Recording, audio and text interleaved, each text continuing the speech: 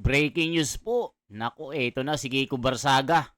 Merong pasabog na banat kay BBM. Kasi nga si Kiko, syempre number one na kritiko ito ni BBM. Sabi dito ni Kiko Barsaga, mukhang palubog na itong administration ni BBM. At si Kiko naman, tila kinasuhan na po ng Ethics Committee. At pakinggan pa natin yung mga iba pang mga revelation ni Kiko Barsaga.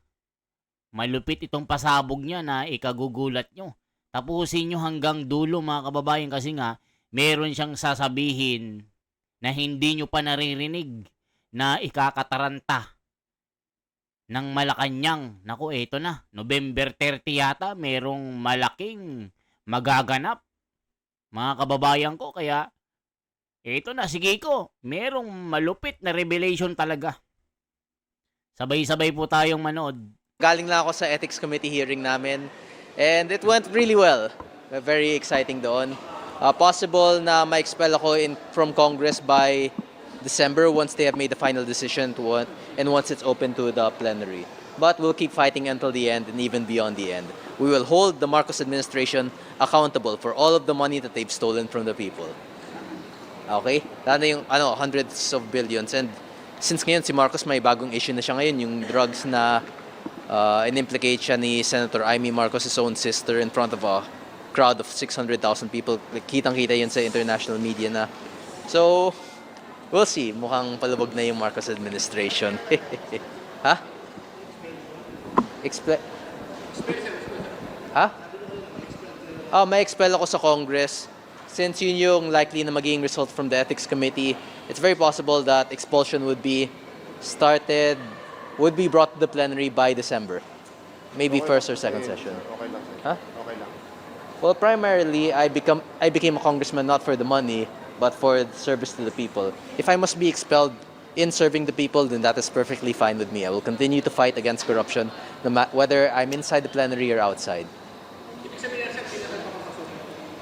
Hindi na ako papapasukin. And kasi naman din yung nakita natin especially during times of President Marcos Sr. na all critics have to be removed because he won't be able to directly announce martial law if he does not have support of Congress. So kailangan niya ma-maintain yung supermajority within Congress to push through with his plans for martial law. Kasi alam naman natin matalo si Marcos on 2028 and he will not allow any elections if that were the case. Kasi, well, he won't have a very good time if the opposition wins.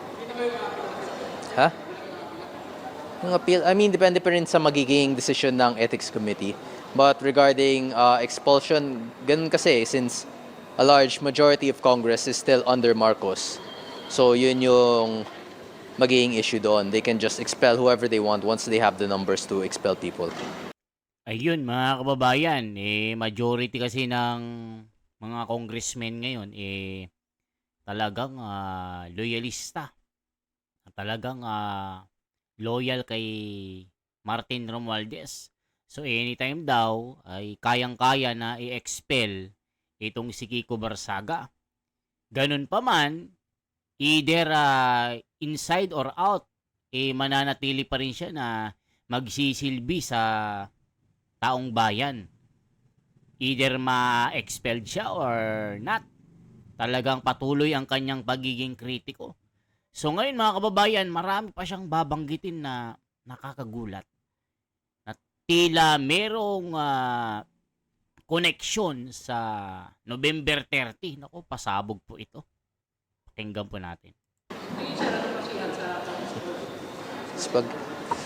Yung sa social media post laban kay Marcos. Yun yung naging basis ng Ethics Committee hearing namin ngayon. So the social media post that I made in regards to the September 13, September 21, not October 12 protests, but I think eventually it will be added as well. Yung sa magiging future protests, yun yung naging basehan nila kung bakit magiging grounds for expulsion yun from Congress.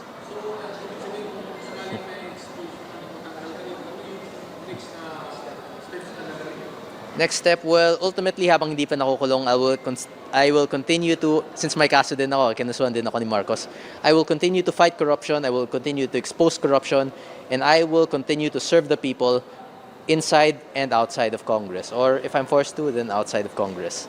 Magpapakulong ka ba, boss? Magpapakulong? I mean, depende. Kay Marcos naman yung mga korte ngayon eh. So, he can just imprison whoever he wants. It's especially during the time of his father, during martial law. Lahat naman pinapakulong niya, pinapatay niya.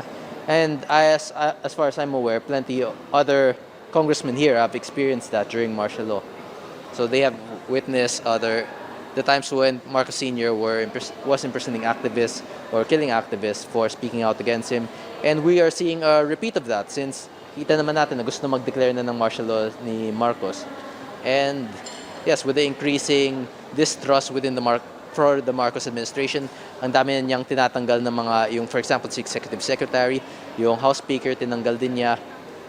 We're seeing extreme instability within the Philippine government, and we're also seeing instability within the armed forces of the Philippines. So whether or not this would lead to martial law, that's a very big possibility, and well, it's up to the citizens to defend themselves during that time. Kasi alam naman natin that's not gonna be very good for the people as a whole. Ayun, mga kababayan, anong masasabi nyo? Gagayahin ba ni BBM itong kanyang tatay? History repeat itself ba, mga kababayan, na sa mga naging iskandalo ng gobyernong ito na ang naging legasiya ay graft and corruption, mga pagnanakaw, mga leader natin ay saksakan ng kasakiman. Isipin nyo trilyones ang pinag-uusapan dito.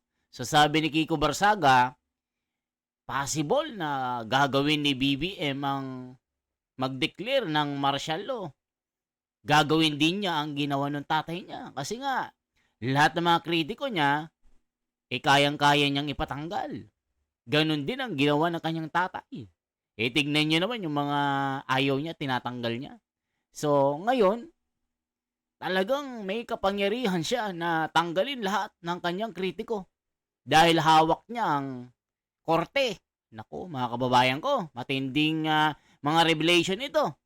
At sabi din niya, kayang-kaya niyang kumitil para manatili sa kanyang posisyon. Naku, mga kababayan, matindi po itong mga revelation na ito na talagang malalim na ang kahihinatnan. Kasi nga, isipin nyo, si Kiko Barsaga ay tatanggalin at ma-expel sa Kongreso dahil nga po sa pagiging kritiko ni BBM. So sabi niya, kahit anong mangyari, in or inside the Congress, going to stay to serve the Filipino people. So ngayon naman, mga kababayan, si Sendan niya naman. Naku, eto, matindi rin ang bunganga nito, mga kababayan. Sabi ni Percy Sendan niya, pag si BBM ay bumaba, hindi raw pwede na si Sara Duterte ang maging papunta ng succession, yung successor po ng posisyon. Aba, Percy Sendan niya, parang hindi ka kongreso Parang hindi congressman. Alam mo ba yung batas? Na the moment na the President of the Philippines will decide to step down in the position, the Vice President will be the next one in the position. Sabi niya, hindi pwede. Aba, marunong ka pa sa batas. Ano, kamag-anak ka ba ni Bendalo? Rimulya ka ba? Yarn. Mga kababayan, parang si Erwin Tulfo ito, Bendalo Pakinggan po natin. Matalas din ang bibig ni ate. Mga kababayan, ito na po. Ito po si VP Sara, sinabi raw po niya na she is ready to be president if Marcos resigns. Baka mas mahalaga na maging ready siya na harapin yung accountability doon sa mga ginawa niya as Vice President and even as DepEd Secretary. So bago mag-aspire at mag-assume na siya na yan, unahin muna niyang paghandaan yung pagharap sa accountability pagdating sa confidential at intelligence funds. Thoughts ninyo dito sa parang mga sabi-sabi positioning calls na parang magpapalit ng presidente? May transition council, may mga Civilian, military, di ba?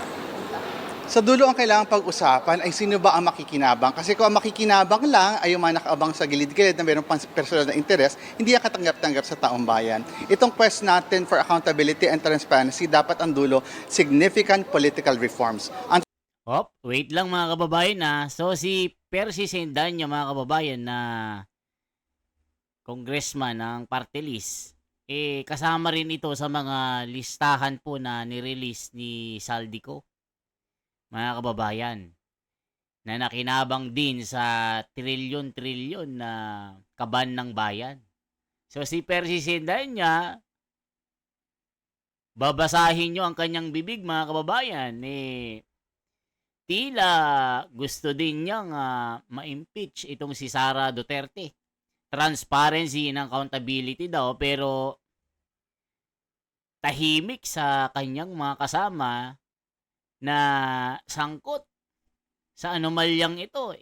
Halos po 67 na contractors na dawit po sa anomalya ng sindikatong ito ay puro congressman, mga kababayan.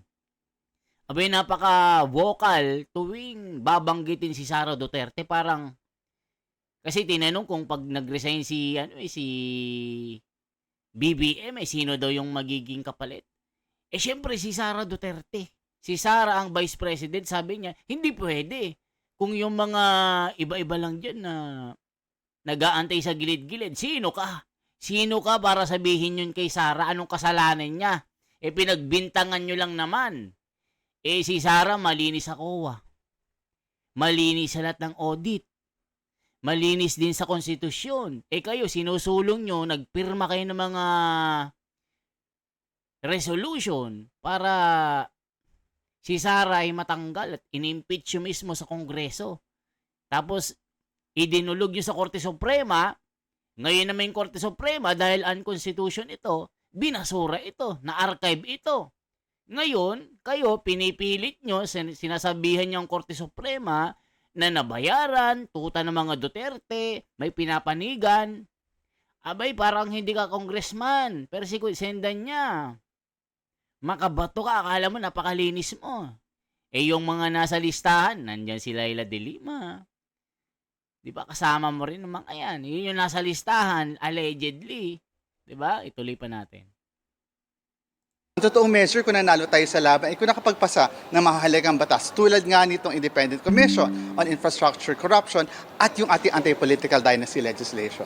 May statement din si VP na may parang may impeachable offenses na raw si Presidente. Do you agree with that?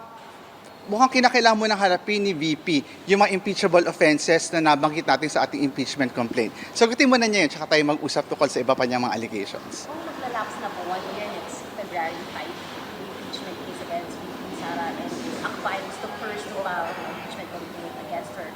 Maghahain content. Hinihintay natin yung ano yung magiging process within the civil society groups na naging endorser ang akbayan noon. So kung sabihin sa atin ng mga civil society groups, ng kilusan ng mga taong bayan na nagsampa noon ng impeachment complaint na mag-file tayo, we'll be open naman to support them. Kung, hindi kasi sir, I think yung basis ni yung fresh video na nilabas ni Zaldico, parang sinasabi na ni Zaldico na nagkaroon siya ng direct conversation with the President, where the President supposedly said, huwag mong pakialaman yung insertions ko, something like that. Ang lagi naman nating sinasabi ay we will go where the evidence will lead us. At sa ngayon, kinakailangan pa magpresenta ni former Representative Zaldico ng mga ebidensyang ito at magagawa lamang niya kung uuwi siya at susumpaan niya yung kanyang sanaysay. Kung meron bang recent attempts na i-taint yung kung 2026 budget, kasi yung recent allegations ni Zaldico, mayroon pa rin daw insertions sa 2026 budget, tapos natuklasan daw ng House, kaya inalis yung flood control, something like that. Meron, kasi hindi na po namin siya nakita nang mag-start ang 20th Congress. So, paano yung ganong allegations? Hindi na nga siya active as a House member. Well, yun din yung pinagtataka namin. Hindi nga siya active, hindi na siya masyadong involved doon sa process, and yet, sinasabi niya na may nakita siyang ganun. So, yung burden of proof ay nasa kanya. Sir, sorry, kanina lang sabi ni Chair Mika na yung open BICAM, isa kasi kayo sa nagtutulak. Kahit hindi daw maipasa yung resolution, tinitiyak niya may live stream, magiging open yung BICAM. This time, ano pong masasabi niya? We welcome this development na ibukas na yung BICAM kasi alam naman natin itong nakaraang budget cycles, ang hocus-pocus, ang pandarambong nangyayari doon sa BICAM na napakapakapangyarihan para na siyang third chamber. Pero hindi tayo nasisiyahan na hindi ipapasa yung ating joint resolution kasi ginawa nila ito ngayon. Paano kung next term or next year, hindi na ito yung mood at sentiment. So we need to institutionalize budget reforms para maiwasan natin itong ganitong klase ng pagnanakaw sa kaban ng bayan. So, kailangan i-pass yung resolution. Kailangan ipasa yung resolution, institutionalize. Nang sa ganon, sino man ang leadership ng House at ng Senado, sino man ang nasa Malacanang, bukas ang BICAM sa taong bayan.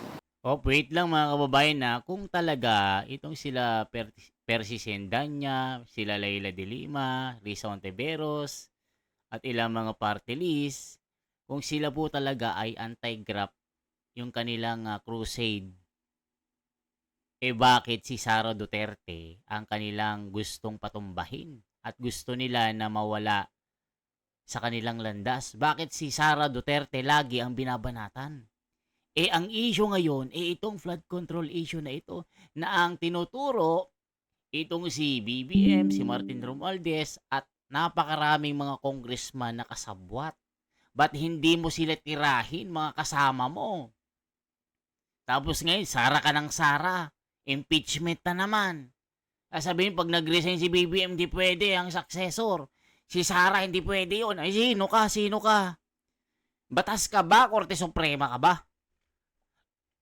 Mga kababayan, tama ba itong sabihin ni Percy Sendanya? Ano ka? Hustisya ka? Ikaw yung magde-decide? Anong kasalanan ni Sara sa inyo? Ba't patuloy niyong ginigiba? Kita nyo, kahit yung katwiran hindi pumapanig sa inyo.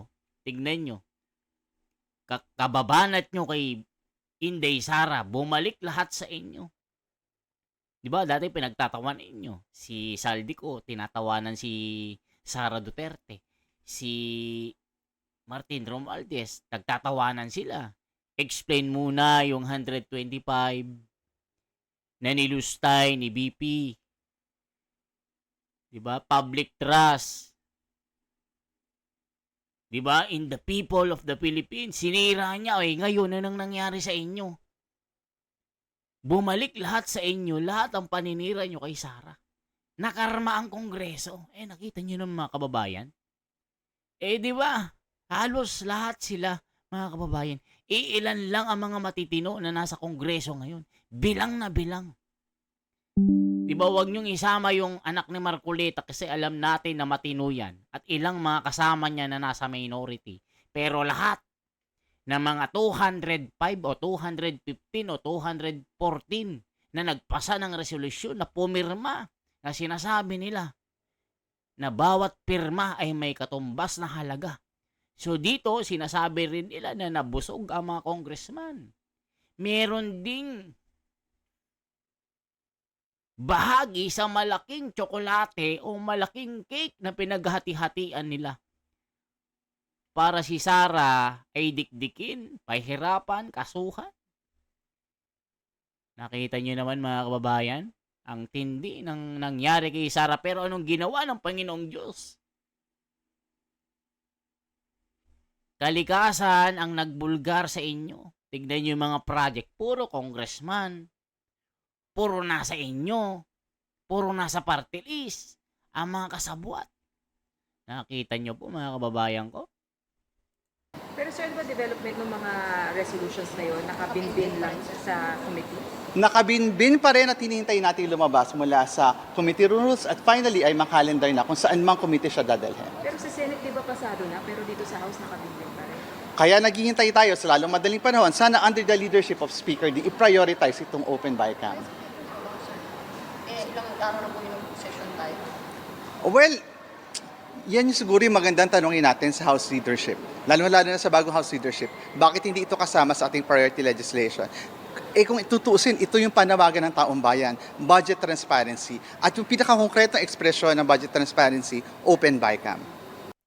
Ayan mga kababayan, so tignan naman natin yung mga sinasabi ng mga kababayan natin. Ayan o, tignan nyo po yung comment. Ikaw ang hindi karapat-dapat na maging opisyal. Wala kang nagawang maganda sa Pilipinas. O tignan nyo po, sabi ni Alma. Tignan nyo, galit na galit yung mga tao dito. Pasikat ka lang. Ayan o, pasikat lang daw. Di na siya tatakbo eh. Salute sa'yo, Congressman Meow Meow. Ay, nako sa'yo, persisindan niya. Ngiwi ka. Expelled ka kasi ng bintang ka ng bintang. Ayan, bintang ng bintang daw si ano. Matalino si Kong Meow, gumagamit siya ng reverse psychology at inuunahan na ang mga mangyayari sa kanya. Palubog na ang bapor. Paanong palubog ang Marcos nakuha na niya ang pinakamataas sa posisyon.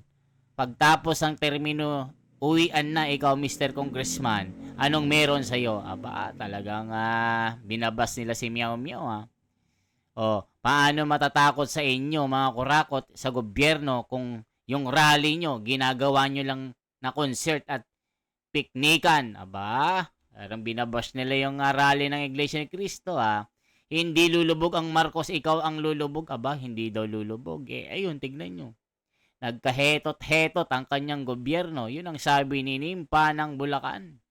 So, ano masasabi nyo po sa mga revelation ni Congressman Kiko Barsaga na ma-expelled na daw siya? Baka hindi na raw siya makapasok this coming week ng December dahil pagtutulungan siya ng Ethics Committee at tila wala ng pag-asa. Yun ang sabi niya. So, either with or without, ay mananatili ng serbisyo ko ay sa mga Pilipino. Patuloy akong magiging kritiko ng administrasyong ito. Ilalantad ko ang kanilang baho. Okay po mga kababayan, yun ang sabi. Yan lamang po. At kayo naman. Kayo naman ang magbigay ng bahagi sa tinalakay na natin ngayon. Kayo naman ang mag-react. Mga kababayan ko, lalong-lalo na yung mga taga-abroad. Kayo na lang po ang bumubuhay sa ekonomiya ng Pilipinas. Dahil kayo, mga OFW na mga kababayan natin na nagpapakahirap para magtrabaho, para sa pamilya, para sa bayan. Dahil po ang inyong kinikita na dolyares ay pinapadala nyo sa Pilipinas, dahil dyan na lang kumakapit ang ating ekonomiya. Kasi ang Pilipinas, bagsak na po mga kababayan. Dahil po sa nangyayaring pagnanakaw. Yung respeto at confident na mga investor, nagsilayasan na po. Sino bang mag-i-invest kung makikita mo yung mga leader ng gobyerno? Puro bulsa dito, bulsa doon. Nakaw dito, nakaw doon. Di ba? Sino mag-i-invest sa inyo? Di ba? Di pumunta na lang ako sa sa ibang bansa na mag-invest doon. Alangan mag-invest pa ako sa Pilipinas kung kita ko puro bayang na nasa tungkulan. Nasa katungkulan, di ba? Wala na. Okay po. Ako si The Wonders Philippines. I-like nyo, i-share nyo, at i-subscribe nyo po ang ating YouTube channel. Salamat sa inyong mga suporta mga kababayan ko. Mabuhay po.